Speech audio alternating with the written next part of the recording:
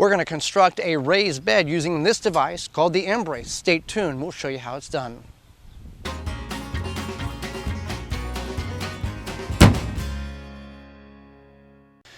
So we're going to construct a raised bed. Now raised beds can be made of any device that is safe to plant in.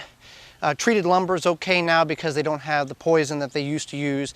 You can use straw bales, avoid rubber tires, even though scientists have said there's not really any scientific proof that chemicals leach out in the soil. Just keep that in mind. Now what we're going to use is 2-inch stock. We've got some 2x8 lumber here that has been painted on one side here because the homeowner would prefer the outer portions of the raised bed to be green to kind of blend in with the grass in the front yard here. And we've got some 2x8 lumber, strictly because that's what we had in order to construct this raised bed.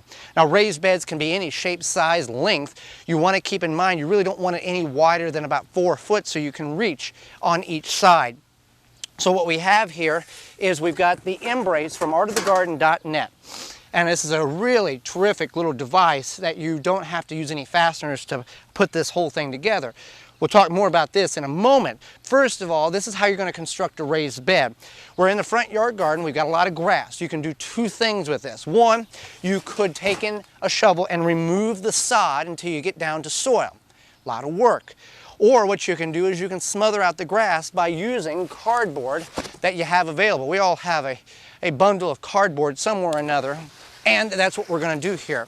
We've decided the box is going to be here. Box is going to be about 3 foot by 4 foot, somewhere in that range. It's a small little bed. We'll put zucchini in, a summer squash in. So first of all, we want to put a good layer of cardboard down.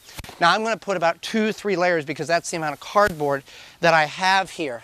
Now if it hangs over the edges, that's fine. I can come back in and trim it off the edges. And realistically, you want to hang it over the edge so there's no chance of grass slipping up. For example, here, if you have it just like that, you're going to have grass slip up and grow inside your raised bed. You really want it like this so that you can trim your cardboard and have the cardboard flush with the outside of the board, not the inside, and that's going to really limit your chances of having any type of unwanted grass, weeds coming up inside your raised bed. So I'm going to take the cardboard, get this layered out, and then we'll start framing in the raised bed here.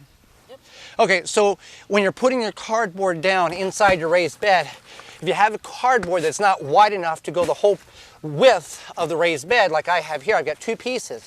So what you're going to want to do is you're going to put your first layer down, then take another set of cardboard and put on top of that. Again, just like the edge, if you leave this open, there is going to be the opportunity that something's going to grow between that crack, and you don't want that.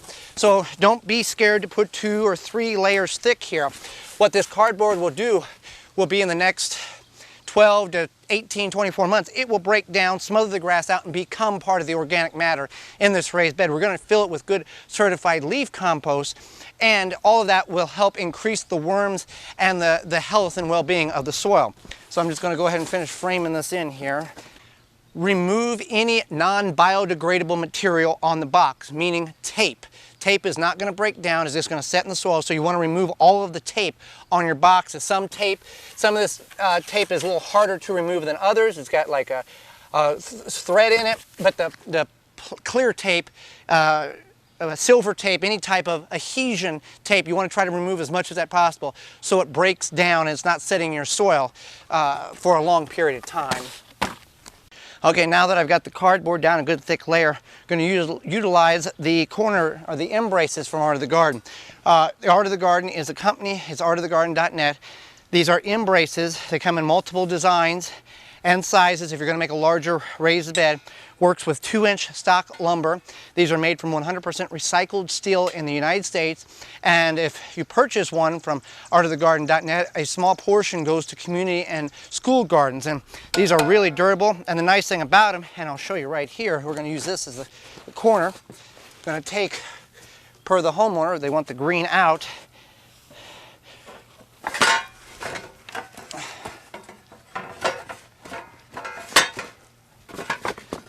That's how easy it is to construct a raised bed side with Art of the Garden, the Embraces. Now you can fasten the boards, if you'd like, with the holes provided, you can also anchor them down if you feel that's something you need to do. But in all retrospect, you don't need to. What we have constructed here is perfectly fine for a raised bed construction. So I'm just going to put the side pieces in, and boom. Now there is a slight height gap here. There is a slight gap here because we're using 2x6s instead of 2x8s or 2x10s. On this side here, on the back side, we're going to use a 2x8. And you can see here how it fits better and fits flush with the back side with the top of the brace. That's you know, personal preference, whatever size lumber you choose to use. Wouldn't go no less than a 2x6 stock. 2x8, 2x10 would be ideal. Again, this is the lumber we had available in the storage shed as well as at our place, so we were able to have zero expense for the construction of this raised bed. Got one more piece to put in. Now I'm going to make sure our cardboard is hanging over the edges, so then we can trim it back. So we want to figure out where that's at. Just so easy to construct this raised bed.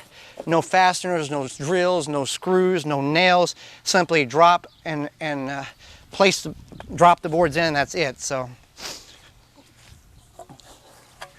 our final board here.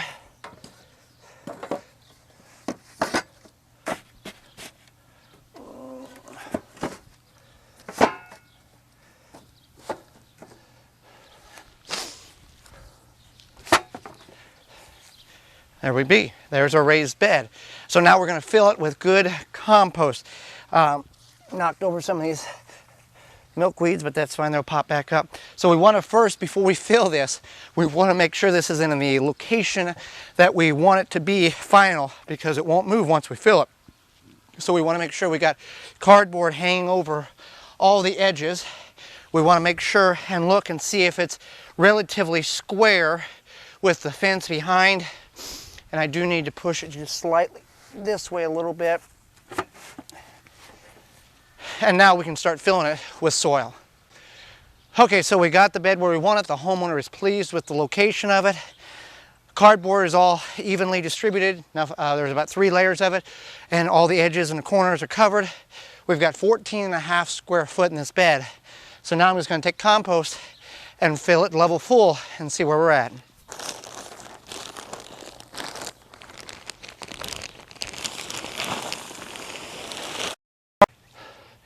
All right, so we've got the bed constructed. We got it filled with certified leaf compost. That's our choice of compost from Sioux Growing Supply. Now, here's what, now you can treat these boards with any kind of stain or water resistant treatment you want. Homeowner preferred us to have the paint in on the outside, and she didn't care about the internal piece or inside here, but you could paint this as well. Now you'll see that I've left, based on where you're looking on this 1/2 inch to 1 inch, around the perimeter. I didn't fill it up all the way because when it rains, when you water, you don't want the soil, the compost, to be flushing over the top rail, your board here. You want it to stay internally. So that's why you don't want to fill it completely full. Just like in a container, you don't want to top it level full. You want to leave a little space for the water to retain in the container, or in this case, the raised bed. So the only thing I've got left to do, trim a clean cut around the edge of the bed to remove the cardboard, and it's that simple to have a raised bed constructed with no tools, no screws, no fasteners, courtesy of the Embrace from artofthegarden.net. For more information, please visit thewisconsinvegetablegardener.com.